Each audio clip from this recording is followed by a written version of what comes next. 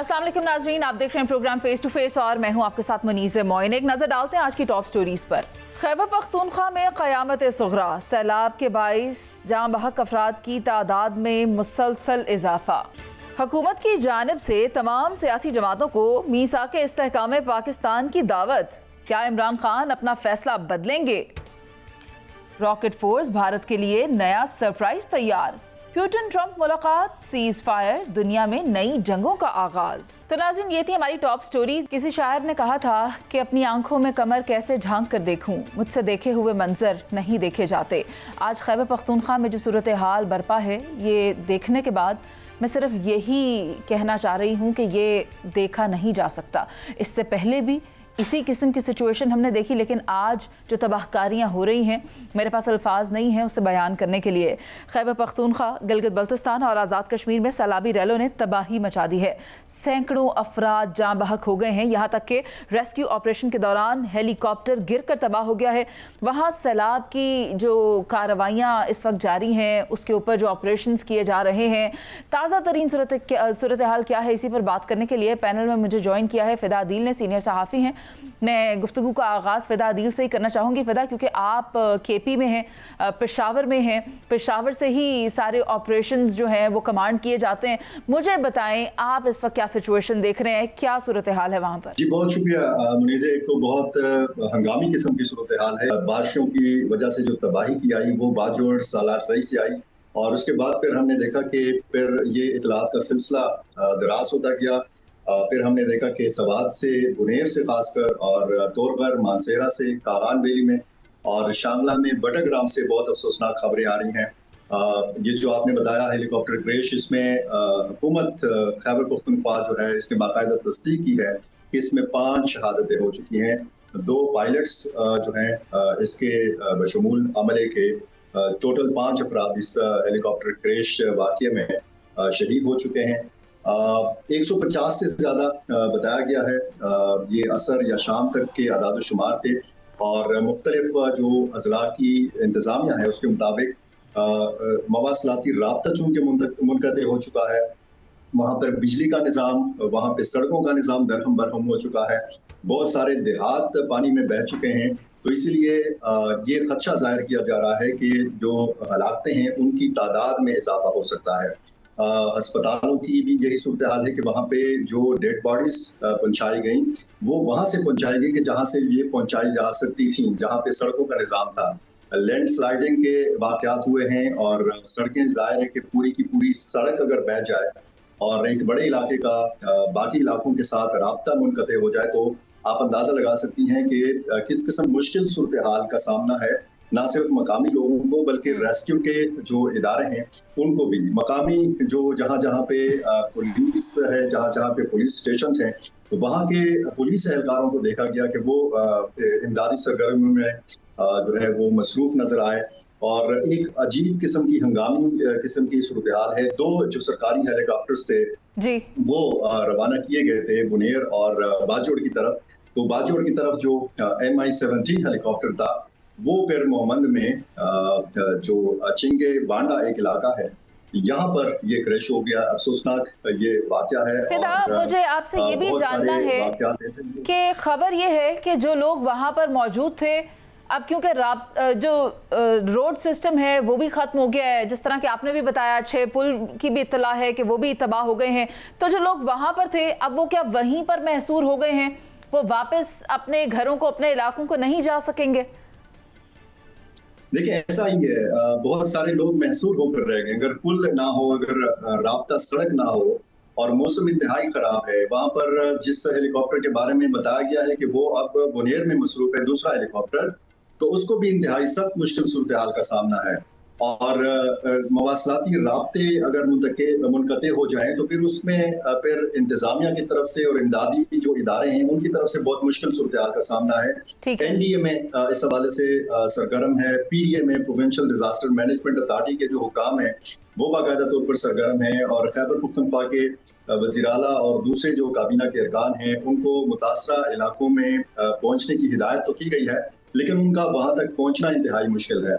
ऐसे इलाके यहाँ पे मौजूद हैं कि वहाँ से अभी तक नुकसानात की जो तफसीलात हैं वो इकट्ठी नहीं की जा सकी। उन लोगों के साथ राब्ता नहीं हो रहा, वहाँ पे टेलीफोन का कोई निज़ाम नहीं है, वहाँ पे इंटरनेट का कोई निज़ाम नहीं है ताकि वहाँ से इतलात जो है वो मौसूल हो सकें। एक हंगामी सूरत-ए-हाल है। मेरे साथ शहजाद हुसैन भट्ट साहब भी हैं और वो जिस तरह ठंडी सांसें ले रहे हैं। भट्ट साहब, मुझे तो समझ नहीं आ रही, ये तो सिचुएशन ही इस तरह की है। लेकिन भट्ट साहब, मुझे आप सिर्फ इतना बताएं, ये इतनी बड़ी तादाद में लोग, क्या इनको इंटीमेट नहीं किया गया था? ये इतनी ज़्यादा अमवात, ये कैसे हो सकता है? नहीं, थोड़ा सा मुनीज़े इस पर इख्तलाफ करूँगा आपसे। बात इस वक्त, जैसे हम पहले चंक में कह रहे थे, तनकीद बराए तनकीद नहीं करनी चाहिए। ये पूरी दुनिया में ये सूरत हाल है। आप देखें ना, ये मुल्क के जो बलाई इलाकों में मानसून की जो स्पेल है, 7वां स्पेल है ये 7वें स्पेल ने जो तबाही मचाई है KP के मुख्तलिफ अजला में, बादलों के फटने से, लैंडस्लाइडिंग, सैलाबी रेले के बाद, मेरे पास जो फिगर है अभी तक मुजमुई तौर पर 150 अफराद अपनी जान गंवा बैठे हैं। और जो प्रोग्राम से थोड़ी देर पहले मेरी बात बौनीर के डिप्टी कमिश्नर है, 78 का फिगर तो वो दे रहा है जाँ बहक होने वाले अफराद का। अब अगली बात देखें ना, 4 अजला जो है वो आफतज़दा करार दे दिए गए हुए हैं। जो बात भाई कर रहे थे, जैसे चंगी बांडे की, मैंने वो इलाका देखा है, करीब 100 की ये बात कर रहे हैं। वहां पर 2 अफराद, हमारे पायलट्स में 5 अफराद वो भी शहीद हो गए हुए। अब जब इस लेवल पर आप बात कर रही हैं, जिसमें बटग्राम आ गया, बाजोड़ आ गया, 21 अफराद वहां हो गए, बटग्राम में 10 अफराद हो गए, मानसरा में आपके अफराद हो गए, तो ये तादाद बहुत बढ़ती जा रही है मुनीज़े। मतलब मैं इसको कह रहा हूं कि 150 से ज़ायद, तो मैं कह रहा हूं कि मेरे पास इसकी इतलात हैं। और आखिरी बात मुनीज़े, इसमें ये देखें कि पूरी दुनिया में ऐसे होता है, ये पाकिस्तान में नहीं है। अगर आप इंडिया में देखें, आप हांगकांग में देखें, आप न्यूयॉर्क में देखें, सैलाब आते हैं, आफतज़दा इलाके होते हैं।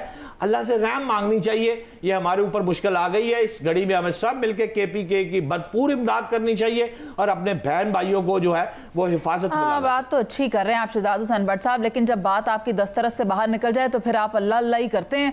आप ये क्यों नहीं कहते कि हम लोगों ने इंतज़ामी कारकर्दगी हमारी सिफर रही है, हमने जो इदारे बनाए हुए हैं वो काम नहीं कर सके? अब इस तरह ये ब्लेम गेम वाली बात तो नहीं। आप देखिए, बारिशें तो बरतानिया में भी साल होती रहती हैं, वहां पर तो इस तरह की कैजुअलिटीज इस तरह रिपोर्ट नहीं होती हैं। आप मेरी बात से इत्तेफाक करते हैं सलमान आबिद साहब? देखिए, बात एक हद तक तो आपने दुरुस्त की है, लेकिन ना जब आप हादसात को असेसमेंट करते हैं तो उसका नतीजा निकलता यह है कि आप पहले से अफर्मेटिव कुछ एक्शंस लेते हैं। अब वो तो हमारे यहाँ एक रवायत नहीं है।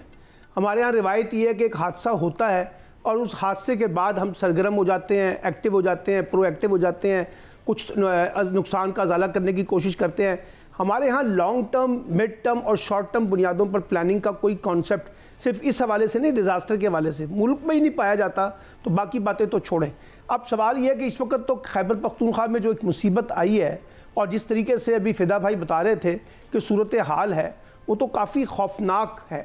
और जिस तरीके से वो कहते हैं कि लोगों का राब्ता मुनक़ता हो गया है, कम्युनिकेशन सिस्टम कोई नहीं है, इंफ्रास्ट्रक्चर कोई नहीं है, सड़कों का निज़ाम कोई नहीं है, तो इससे तो ख़दशा ये है कि हलाकतों की तादाद भी बहुत बढ़ सकती है। और ये जो इस वक्त ख़ास तौर पे सूबाई हुकूमत है, उनके ऊपर भी बड़ी रिस्पॉन्सिबिलिटी आती है, NDMA पे भी आती है, PDMA पे भी आती है और वफाकी हुकूमत पे भी आयद होती है। क्योंकि देखिए ना, इस तरह के डिज़ास्टर से सिर्फ एक सूबा अकेला नहीं निमट सकता, उसमें वफाकी हुकूमत को भी और आपके नेशनल इदारों को भी अपना कंट्रीब्यूट करना पड़ेगा, तब जाकर आप इससे डील कर सकेंगे। तो मैं समझता हूँ कि एक बड़ा मुश्किल वक्त है खैबर पख्तूनख्वा के उन इलाकों के अंदर जो इस वक्त हमें देखने को मिल रहा है, बड़ी बुरी तस्वीर सामने आ रही है।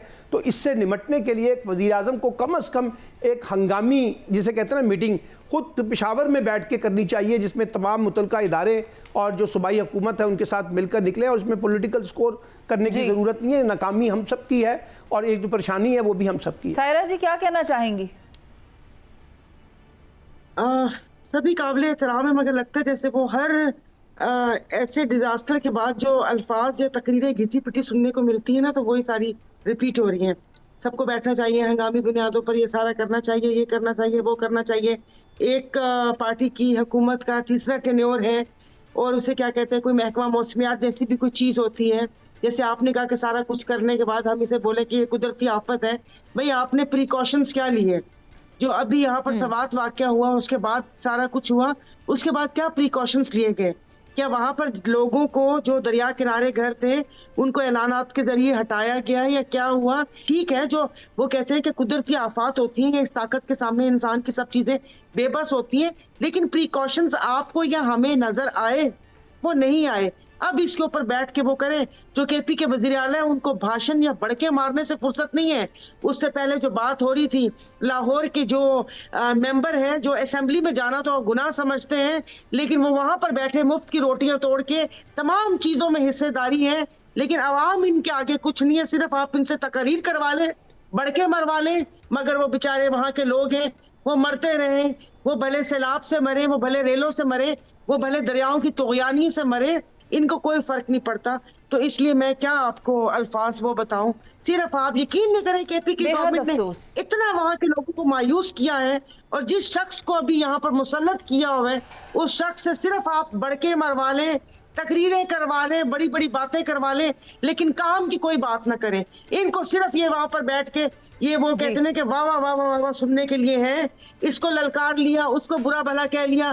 काम का कोई एक चीज आप मुझे बता दें, कि कोई एक काम बता दें कि वो वहां के लोगों के लिए वो हो और इंसान कहे कि हाँ उस सूबे में। ठीक है सायरा जी, ये है कि कौन सीखा है सिर्फ बातों से, सबको एक हादसा ज़रूरी है, और कितने हादसों का इंतज़ार करना है, कब हम चीज़ें बेहतर करेंगे, इसके बारे में कुछ भी कहना क़ब्ल अज़ वक्त है। मैं तो यही कह सकती हूँ।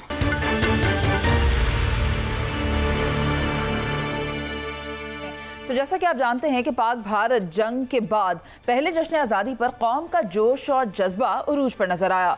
उस मौके पर वज़ीर आज़म पाकिस्तान शहबाज शरीफ ने मुल्क और कौम को मज़ीद आगे ले जाने के लिए जारी सियासी बहरान को ख़त्म करने के लिए तमाम सियासी जमातों को मीसाक इस्तेहकाम पाकिस्तान की दावत दी है।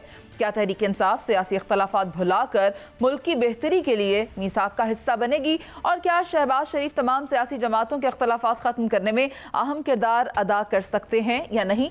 तो मैं चाहती हूँ सबसे पहले सलमान आबिद साहब, आप ज़रा इस बात पर रोशनी डालें कि ये जो मीसाक इस्तेहकाम पाकिस्तान की दावत है, इसको आप हकीकत में किस तरह से देख रहे हैं? क्योंकि आप एक तरफ देखें, मीठे मीठे लहजे में बात की जाती है और बात कड़वी की जाती है, ये दोनों चीज़ें किस तरह चल सकती हैं? लेकिन हाँ, मिसाक जमहूरियत, मिसाक मईशत और अब मिसाक इस्तेहकाम पाकिस्तान, बातें तो बहुत अच्छी हैं, कोई इसकी हौसला शिकनी नहीं करेगा, कोई इसको कहेगा कि नहीं होना चाहिए, लेकिन सियासी जमातों को जो मैच्योरिटी दिखानी चाहिए, अनफॉर्चुनेटली वो दिखाई नहीं जाती। हुकूमत और अपोजिशन के दरमियान जो बदइत्तेमादी का माहौल है वो कैसे बदलेगा? देखिए ना, मुज़ाकरात के लिए, मुफाहमत के लिए एक साजगार माहौल पैदा करना होता है। अभी तो ये हालत है कि आप पीटीआई के लोगों को बाकायदा 10-10 और 5-5 बरस की सज़ाएं सुना रहे हैं, आप उनके लोगों को जेलों में कैद कर रहे हैं, आप बानी पीटीआई के बारे में कहते हैं कि ये सिक्योरिटी रिस्क हैं, कौमी सलामती के लिए ख़तरा है, और फिर उन्हीं से मुज़ाकरात की बात भी की जाती है। फिर आप ये कहते हैं कि जनाब हम तो जो है ना किसी सूरत में जो कौमी सलामती के मामलात हैं उस पर समझौता नहीं करेंगे, फिर दूसरी तरफ आप मुज़ाकरात की बात करते हैं। ऐसे लगता है जैसे हम मुज़ाकरात को भी एक लॉलीपॉप के तौर पर इस्तेमाल करना चाहते हैं, और हम बाकायदा अपना जेस्चर ये देना चाहते हैं कि जैसे हम मुज़ाकरात चाहते हैं, लेकिन साथ साथ हम ये भी चाहते हैं कि पीटीआई को कोई रास्ता भी नहीं देना, उनको दबाना भी है, उनको कुचलना भी है, उनके लिए कोई स्पेस भी नहीं है, उनको जलसे जुलूसों की इजाज़त भी नहीं है। तो मैं समझता हूँ ये दो अमली पॉलिसी है। और इसी तरीके से बानी पीटीआई के बारे में भी मैं ये कहता हूँ, और पीटीआई के बारे में भी कहता हूँ कि देखिए रास्ता तो फाइनली जाके मुफाहमत की तरफ जाएगा, मुज़ाकरात की तरफ जाएगा, बातचीत की तरफ जाएगा, डायलॉग की तरफ जाएगा, रास्ता उनको भी निकालना है। और इसलिए जो जिस तरह से भी रास्ता निकलता है, हुकूमत और अपोजिशन को एक रास्ता निकालना चाहिए जाके बातचीत आगे बढ़े। लेकिन अनफॉर्चुनेटली बातचीत आगे नहीं बढ़ रही, सख्त शराइत एक दूसरे के ऊपर लागू हैं, और सख्त शराइत के अंदर रहते हुए बातचीत नहीं हो सकती। और मैं फिर ये कहता हूं कि जब तक आप एक साजगार माहौल पैदा नहीं करेंगे, और ये जो बदले की जो सियासत है जब तक ये खत्म नहीं होगी, उस वक्त तक मुफाहमत का इम्कान कोई नजर नहीं आता। सायरा जी, आपको क्या लगता है सलमान आबिद साहब कोई कहानी सुना रहे हैं, आपकी आंखें बंद है और मुझे लग रहा है आप सो गई हैं, तो ये बात क्या इस तरह की है कि आपको मतलब बिल्कुल ब्लैंक कर रही है, आपका दिमाग माऊफ कर रही है, क्या हो गया आपको? नहीं बिल्कुल नहीं, मैं तो वो कहते हैं कि इनके वो जो मोती बिखेरे हैं वो दो लिख रही थी, और सलमान आबिद साहब ने वो कहते हैं समंदर को खूजे में बंद कर दिए, कि वो बात एक तरफ जो हुकूमत जो मुफाहमत की और इतने जो अल्फाज और ये सब चीजें इस्तेमाल कर रही है, लेकिन वो अमली तौर पर नजर आ नहीं रहा। अभी आपने 14 अगस्त वाले दिन भी देखा, और उससे पहले कि लोगों के किस तरीके से पकड़ धक्कड़ हुई। देखे ना वो कोई खुदा न खास्ता कोई वो क्या कहते हैं बदअमनी वाला जलसा था या लोग बाहर निकले थे, पुरअमन मुजाहिरीन के ऊपर जिस तरीके से पुलिस की जो भी सारा कुछ उन्होंने वो किया, तो ये तमाम चीजें देख के वो कहते हैं बहुत तफसील से जवाब दिए सलमान आबिद साहब ने। उसके बाद कुछ बात रह नहीं जाती कि एक तरफ आप ये कह रहे हैं, एक तरफ आपने एक पार्टी को दीवार के साथ लगाया हुआ है, उसकी गर्दन के ऊपर घुटना रखा हुआ है और आप चाहते हैं कि वो एक अमन का झंडा लहरा दे उस वो कहते हैं बोझ तले दबे दबे। तो ये दोनों तरफ से वो कहते हैं कि एक एक कदम पीछे हटे और फिर उसके बाद मुज़ाकरात की बात करें।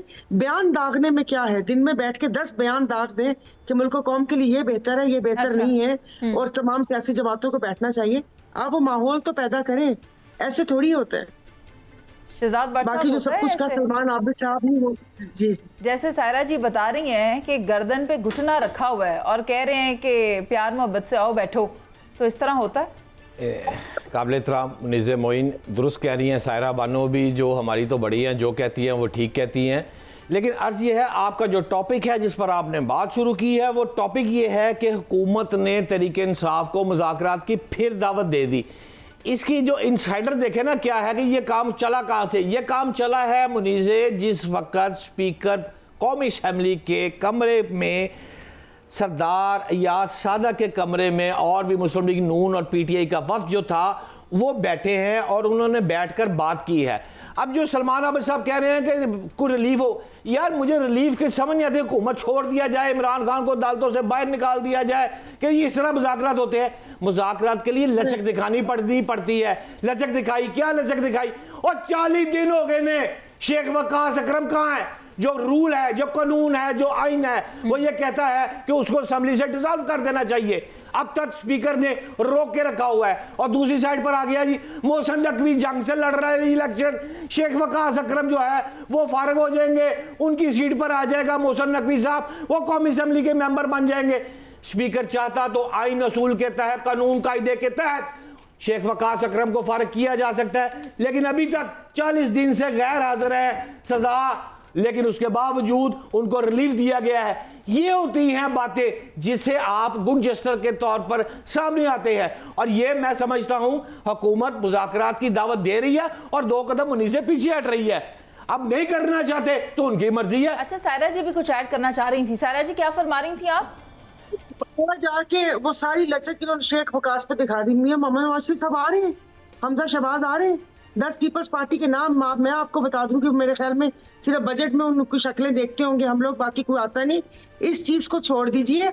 आपने कहा हुकूमत क्या करे, भाई हुकूमत अब जिनको 10-10 साल और 5-5 साल की सजा दी है, तो अंदलीब अब्बास कहाँ है, मुराद राज कहाँ है, फारूक हबीब कहाँ है? ये कौन से वो 2 तरीके और ये सारा कुछ चल रहा है। आप बात इधर से उधर कर रहे हैं। सायरा जी, इसार राना साहब को भी शामिल गुफ्तगू करना है। वकास अकरम पर आकर आप कह रहे हैं कि उसको रिलीफ मिला, तो इसका मतलब है कि भाईजान मैं सिर्फ काबिल एहतराम इसार राना की बारी है बोलने की, सीनियर आदमी है, मैं लंबी बात नहीं करूंगा, लेकिन आप हवा में बात ना करें। आप आइन कानून कायदा पढ़ लें। जो शख्स भी रुकने कौमी असेंबली, आप तो खुद रही हैं, 40 दिन गैर हाजिर रहेगा, इजलासों में नहीं आएगा, स्पीकर कौमी असेंबली उसको फारिग कर सकता है। इसमें हवा वाली कौन सी बात है? इसार राना साहब को शामिल कर लें। सायरा जी आपकी तरफ दोबारा आएंगे जब डिबेट ओपन होगी, तो फिर खूब दिल के भोले फोड़िएगा। इसार राना साहब, आप इस पर क्या कहना चाहेंगे? ये जो अभी एक प्रपोजल दोबारा से दिया गया है हुकूमत की तरफ से ऑपोजिशन को कि आए एक पेज पर बैठते हैं, मुल्की मुफाद में बात करते हैं। एक तो मेरा भाई शहजाद भट्ट को कहें कि गले पे इतना जोर डालता है, इतना खूबसूरत आदमी, इसके वो ना खराब हो जाए।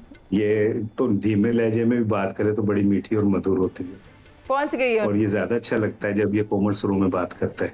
ये 4-5वें काले में जब जाता है ना, मेरा दिल डूब जाता है कि यार ये इतनी ऊंची आवाज से नहीं, वो बात गलत हो रही थी इसार भाई। अगर आप तबले में संगत देंगे ना तो फिर मैं सुरीली आवाज में मीठी हांडी बनाऊंगा। और दूसरी बात यह है कि ये जो रूल कानून असूल ये कहाँ थे जब 4 साल इसहाक डार मुल्क से फरार रहा? तो ये सिर्फ वकास अकरम राजा के लिए आइन जिंदा होता है। और ये जो आप कह रहे हैं लचक दिखाए, बात ये कि लचक किसने दिखानी है? जिसके हाथ में कुछ है। तो शहबाज शरीफ के हाथ में क्या है मुझे बताएं जो वो कुछ कर सकते हैं? ना वो 250 केसेस खत्म कर सकते हैं इमरान खान के, ना वो 9 मई के केसेस के ऊपर बात कर सकते हैं। वो उनका तो जिस कमरे में बैठ के आप कह रहे हैं स्पीकर साहब इतना फरमा रहे हैं आइन की, उनका तो प्रोडक्शन ऑर्डर को ग्रेड 18 का एक जेलर नहीं मानता। आप मुज़ाकरात करेंगे और भाई इमरान खान का मसला किसी और के साथ है यार, ये लड़ाई इमरान खान की इनसे है ही नहीं। अच्छा ठीक है इसार राना साहब, आपका पॉइंट आ गया है, लेकिन जहां तक हम बात कर रहे हैं दोनों तरफ से मेरे पास व्यू पॉइंट आ रहा है कि हुकूमत चाहे तो कर सकती है, और जब उनकी हुकूमत थी तब वो चाहते तो कर लेते। लेकिन अब मसला ये है जिसकी हुकूमत है, मैं शहबाज शरीफ साहब की बात कर रही हूँ, क्या उनमें इतने गट्स हैं कि वो सबको बिठाएं और फिर सबसे बात करें? और वही बात कि जो मैं पहले कर रही थी कि मुल्की मुफाद में जिसे कि नाम दिया गया मीसाके इस्तेहकाम पाकिस्तान, क्या इसके लिए बिठा सकते हैं शहबाज शरीफ साहब? मेरी एक शहबाज साहब को दो लफ्ज बहुत पसंद है, एक शबाना रोज और एक मिसाक। मिसाके मोहब्बत, मिसाके जमहूरियत, मिसाके मईशत, मिसाके फला, और एक शबाना रोज मेहनत।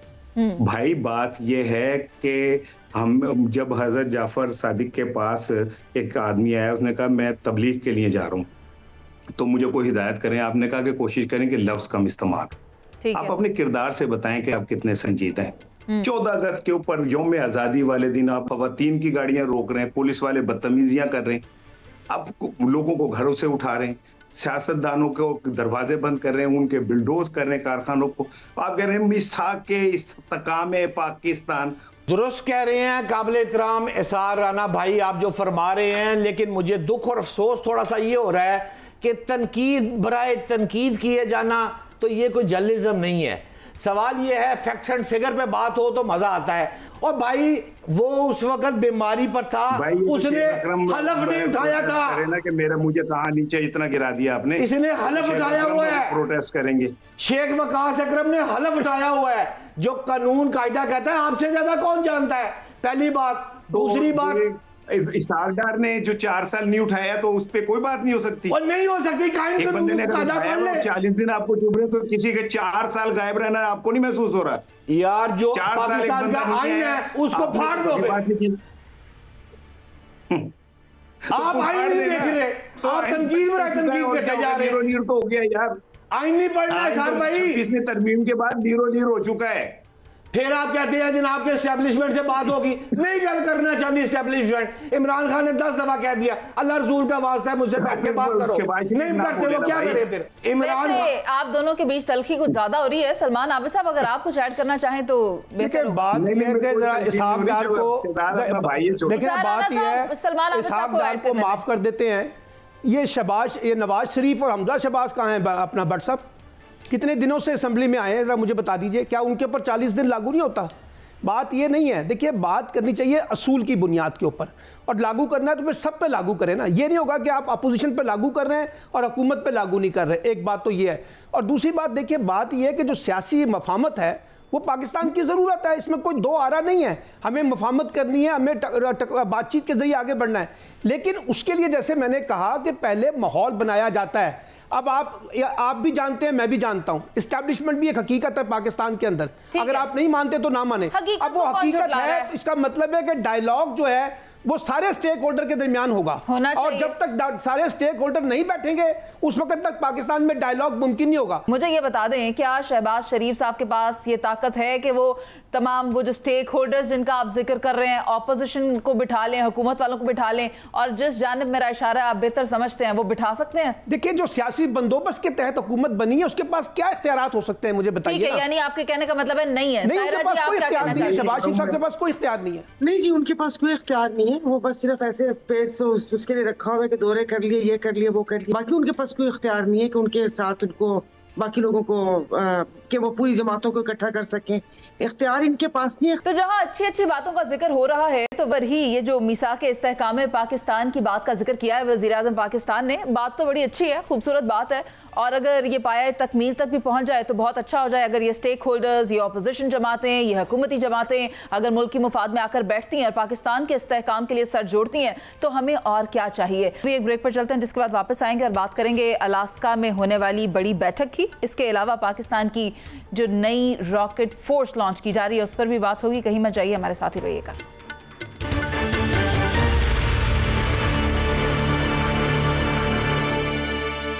Welcome back. वज़ीर-ए-आज़म पाकिस्तान मियां मोहम्मद शहबाज शरीफ साहब की जानिब से ऐलान किया गया है पाकिस्तान के 69वें यौम आज़ादी के मौके पर मुल्क की दिफाई सलाहियतों को मज़ीद बेहतर और मौसर और मजबूत बनाने के लिए एक नई आर्मी रॉकेट फोर्स कमान के क़याम का ये ऐलान है।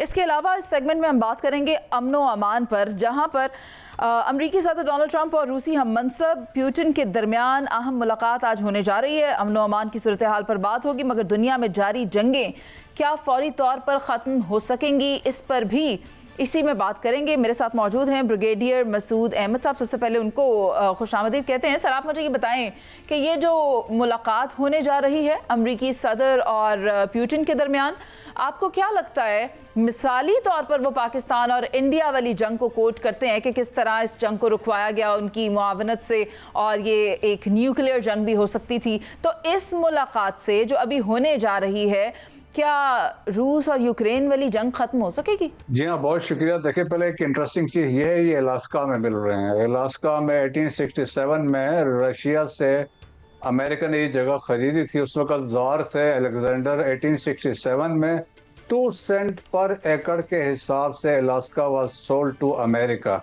सो आज वहाँ भी इनकी मुलाकात हो रही है। बट जो इंटरनेशनल जो कमेंटेटर्स हैं या एनालिस्ट हैं, उनका मानना है कि 25% चांसेस है कामयाबी के, ब्रेस्ट 75% नहीं है। लेकिन इसमें जो डिमांड्स हैं, देखें कि जो रशिया ने डिमांड्स रखी हुई हैं, उन्होंने ये कहा है जो चीज़ें हमने, जो एरियाज हमने एनेक्स किए हैं वो हमारे पास ही रहेंगे। That is one. सेकंड, उन्होंने ये कहा है कि Ukraine will never become a member of NATO. तीसरी, उन्होंने ये शर्त रखी है कि यूक्रेन अपनी जो फौज है उसका जो साइज है वो रिड्यूस करेगा। एंड द फोर्थ डिमांड है कि American and rest of the world they will lift sanctions जो रशिया पर लगी हुई हैं। अब ये डिमांड से और लाइकली है कि अमेरिकन तो ऑलरेडी इस बात से इत्तेफाक करते हैं कि जो उन्होंने चीज़ें ऑक्यूपाई की हैं, एरियाज को कैप्चर किया है, वो रशिया का ही रहेगा। दरमियान में अभी आए हैं यूरोपियन यूनियन भी है और जो मेन स्टेक होल्डर है यूक्रेन, इसमें वो शामिल नहीं है, तो इस पे अभी क्वेश्चंस उठ रहे हैं। फिर एक और लोगों की असेसमेंट है, अगर ऐसा हो जाता है जी, तो इससे एक सिग्नल जाएगा चाइना को। कल चाइना विल इन्वेड करेगा ताइवान को, ताइवान जाके बैठ जाएगा तो कहेगा आपने जब वहाँ पे ईस्टर्न यूक्रेन था आपने रशिया को हैंड ओवर कर दिया क्योंकि उन्होंने ऑक्यूपाई किया था, तो हमने भी यहाँ ऑक्यूपाई किया, हमारा ये मेनलैंड का हिस्सा है। सो ये एक पॉसिबिलिटी भी डिस्कशन में आ रही है कि फ्यूचर में इसके ये इम्प्लीकेशंस भी हो सकते हैं। मसूद साहब, एक तरफ तो हम सुनते थे कि अमरीकी सदर इक़्तिदार में आने के बाद जंगें रुकवाएंगे, लेकिन यहाँ पर तो आपकी गुफ्तगू से मुझे ऐसा अंदाजा हो रहा है कि ये सिलसिला रुक नहीं रहा, बल्कि वो कहते हैं ना खरबूजे को देख के खरबूजा रंग पकड़ आए, शायद यहाँ पर कुछ इस तरह की सिचुएशन मुझे नजर आ रही है। लेकिन मैं आपकी मौजूदगी से फायदा उठाना चाहती हूँ। मैं चाहती हूँ मुझे ये भी बताएं कि ये जो रॉकेट फोर्स लॉन्च की जा रही है, इसके अंदर कितनी सलाहियत मौजूद है भारत को स्ट्रैटेजिकली डिस्ट्रॉय करने की, उसकी अहम तनसीबात को निशाना बनाने की कितनी महारत पाकिस्तान के पास आ जाएगी इस रॉकेट फोर्स के आने के बाद? जी, कंसेप्ट देख लें, it will be A stand alone military branch होगी। इसका मतलब है कि ये डिप्लॉयमेंट और हैंडलिंग ऑफ रॉकेट्स यही लोग करेंगे। सो इसका मतलब ये है, जब स्टैंड अलोन पे हम बात करते हैं तो ये एक्सक्लूसिव एक अलग ऑर्गेनाइजेशन होगी, इनका अपना एक कमांडर होगा और ये इसको प्रिसाइज, इनकी अपनी लॉजिस्टिक्स होगी, अपनी ट्रेनिंग होगी और इसके अलावा इनको अपना रोल और मिशंस दिए जाएंगे। That is number 1। फिर देखिए, इससे आपकी कम्बैट कैपेबिलिटीज पाकिस्तान की, जिससे प्राइम मिनिस्टर ने भी कहा है कि वो बढ़ जाएंगी। और फिर एक स्टैंड ऑफ वारफेयर है, डॉक्ट्रिन में हमारी शिफ्ट आएगी। इसका ये मतलब है कि आप एक सेफर एरिया से विद लॉन्ग रेंज वेपन्स आप दुश्मन पे फायर करते हैं। So there is a buffer between you, आप अटैकर और जो टारगेट के दरमियान है। सो रिटेलिएशन इतनी इफेक्टिव आप पे हो नहीं सकती है। और चौथी चीज ये है कि हमने इंडिया को एक मैसेज दे रहे हैं, तो रीजन में भी दे रहे हैं कि हमारे पास ये कैपेबिलिटी हमारे पास आ चुकी है। और फिर डिसीजन मेकिंग जो होगी वो तेजी से होगी, रैपिड होगी, उसमें फ्लेक्सिबिलिटी होगी। और फ्यूचर में जितने टेस्ट होंगे कुछ डिटेल्स शहजाद हुसैन भट्ट साहब के पास भी हैं इस फोर्स के हवाले से। मैं चाहूंगी भट्ट साहब वो भी इसमें ऐड कर दें। देखिए मुनीज़े, बात यह है कि ये एक बहुत अच्छा काम किया है प्राइम मिनिस्टर ऑफ पाकिस्तान ने। नई रॉकेट फोर्स का जो क़याम अमल में आया है, और ये जो रॉकेट फोर्स है ये इससे पहले भी इंडिया, चाइना और रशिया वगैरह, ब्रिगेडियर साहब मुझसे ज़्यादा जानते हैं, ये रॉकेट फोर्स वहाँ पर मौजूद है, मुख्तलिफ स्ट्रक्चर्स के साथ मौजूद है। अच्छा, ये जो पाकिस्तानी आर्मी की रॉकेट फोर्स है, इसमें अब क्रूज, बैलिस्टिक जो है, सब सोनिक जो है, सुपर सोनिक हो गए, अपर सोनिक हो गए, ये तमाम मिसाइल का फैसला ये खुद लेंगे। जैसे ब्रिगेडियर साहब फरमा रहे हैं, ठीक, ये अब इंडिपेंडेंट एक फोर्स के तौर पर सामने आई है। और अगर गौर किया जाए इसमें, तो फतह जो हमारा मिसाइल है और जो मल्टीपल लॉन्च रॉकेट सिस्टम है, ये अब इसके मरकजी हिस्सेदार बन रहे हैं। मैं यहाँ पर आपको सिर्फ 2 लाइनें ये कहना चाहूँगा कि मेरी इतलात के मुताबिक इस फोर्स के आने के बाद, अगर आप गौर करें ना, तो पिछली ये जंगें जो हुई हैं, रशिया की हुई है या दूसरी जो जंगें हैं, ये इन जंगों में ईरान की जंग को देख लें, ये जो छोटे रेंज के मिसाइल थे ये बड़े मौसर साबित हुए हैं। लिहाजा ये इस चीज़ के आने से हम बहुत ऊपर, अल्लाह की रहमत से मेरा ख्याल है हम आ गए हैं। सलमान आबिद साहब, थोड़ा ट्रिकी क्वेश्चन है आपके लिए, मैं चाहूँगी कि आप इस पर रोशनी डालें। मैं जो अभी तक इसकी स्टडी करके यहाँ पर आकर बैठी हूँ, मुझे एक एलिमेंट ऐसा नज़र आया जिस पर शायद काम नहीं हुआ, लेकिन अगर आप मेरी इस्लाह कर सकें तो ज़रूर करें। तवील फासले वाले बैनुल बर्र-ए-आज़मी मिसाइल पर काम कर रहा है भारत। पाकिस्तान के पास इस किस्म का कोई मिसाइल है? देखिए, अभी आपके सामने एक परसेप्शन जो बना हुआ था ना हिंदुस्तान का, कि हिंदुस्तान एक बहुत बड़ी माशी ताकत भी है, सियासी ताकत भी है और अस्करी ताकत भी है, उसको 10 मई को हमने, जिसे कहते हैं ना, ब्रेक किया है और वो परसेप्शन तोड़ा है भारत का। इसलिए भारत जितनी मर्जी दिफाई सलाहियतों को बढ़ाता रहे, लेकिन पाकिस्तान ने अपनी अहमियत को मनवाया है, एक बात। और अभी भी आगे जाकर भारत जो कुछ करना चाहता है और जो उसके अज़ाइम है, वो कोई जंगी अज़ाइम से बाहर नहीं निकला। वो पाकिस्तान को सबक सिखाना चाहता है, वो पाकिस्तान के खिलाफ जाराना इक़दाम करना चाहता है, वो पाकिस्तान को डिस्टेबलाइज करना चाहता है, वो पाकिस्तान के अंत को सफारती सतह पर, सियासी सतह पर तनहा करना चाहता है, दुनिया की पॉलिटिक्स में पाकिस्तान पर दहशतगर्दी के इल्ज़ाम लगाना चाहता है। ये सब कुछ वो करना चाहता है क्योंकि उसने बदला लेना है पाकिस्तान से किसी न किसी शक्ल में, आज नहीं तो कल, नहीं तो परसों, किसी वक्त वो जाकर ज़रूर लेगा। लेकिन ये एक चीज़ को रूल आउट ना करें कि पाकिस्तान ने जिस तरीके से अभी इस हालिया कशीदगी में और जंग में जिस तरह से परफॉर्म किया है, वो भारत के लिए एक बहुत बड़ा सबक है। और ख़ुद उसका इतराफ़ हिंदुस्तान के अंदर उनके दिफाई एक्सपर्ट्स कर रहे हैं कि हमें अंदाज़ा नहीं था कि पाकिस्तान इस हद तक सलाहियत रखता है चीज़ों के बारे में। और जो चाइना की सपोर्ट मिली हमें, जो हमें सफारती सतह पे आलमी दुनिया की सपोर्ट मिली, जिसमें भारत सियासी तौर पे तनहा हुआ, तो मैं ये समझता हूँ कि भारत की तैयारी अपनी जगह, लेकिन जो पाकिस्तान ने अपने आप को मनवाया है, उसका नफ्सियाती एडवांटेज जो है वो पाकिस्तान को भारत के मुकाबले में ज्यादा है और पाकिस्तान बेहतर परफॉर्म करने की पोजीशन मुझे एक बात समझ आई है। वैसे सलमान आबिद साहब बताएं, मैं ठीक समझी हूँ कि पोल टू पोल टारगेट करने की भी अगर भारत महारत हासिल कर लेना, तो भी वो पाकिस्तान का बाल भी बाका नहीं कर सकता। लाजमी बात है। देखिए ना, अगर भारत कुछ करने की कोशिश करेगा तो पाकिस्तान भी तो उसके मुताबिक एक पॉलिसी इख्तियार करेगा। ठीक है, सायरा जी को भी शामिल करना है। मसूद साहब, आपकी जानिब बाद में आती हूँ। सायरा जी, आप मुझे बता दें कि आप क्या देख रही हैं, इस फोर्स के क़याम से पाकिस्तान में मजीद कितनी सलाहियत बढ़ सकती है? मुनीज़े, ये तो बड़ी, मतलब वो कहते हैं ना कि टेक्निकल गुफ्तगू है आपने, मेरे पास तो वो कहते हैं ना कि ये सियासी है, जो एक उस तरह के सवाल दिमाग में उठ रहे हैं, मेरे पास वही है। मैं आपका वक्त मैं चाहूंगी ब्रिगेडियर मसूद अहमद साहब को दे दूं, ताकि वो जो शामिल करना चाह रहे हैं बात, वो हम उसमें ऐड कर लें। जो बात है ना, देखे कि इंडिया के पास जो अग्नि 5 है, 5000 किलोमीटर का रेंज है। एग्जैक्टली। अब इसको उन्होंने रिड्यूस करके 2500 किलोमीटर किया और उन्होंने अभी दावा किया it will be A bunker buster की तरफ वो जा रहे हैं। पाकिस्तान के पास जो हमारे पास स्ट्रेटेजिक जो मिसाइल जो हैं, आपके शाहीन 3 है, आपका गौरी है, आपके अबाबील हैं, ये एक्सट्रीम हमने कहा था, जिसने DGISPR ने कहा था हमने नॉर्थ ईस्ट से हम अभी मारना शुरू करेंगे।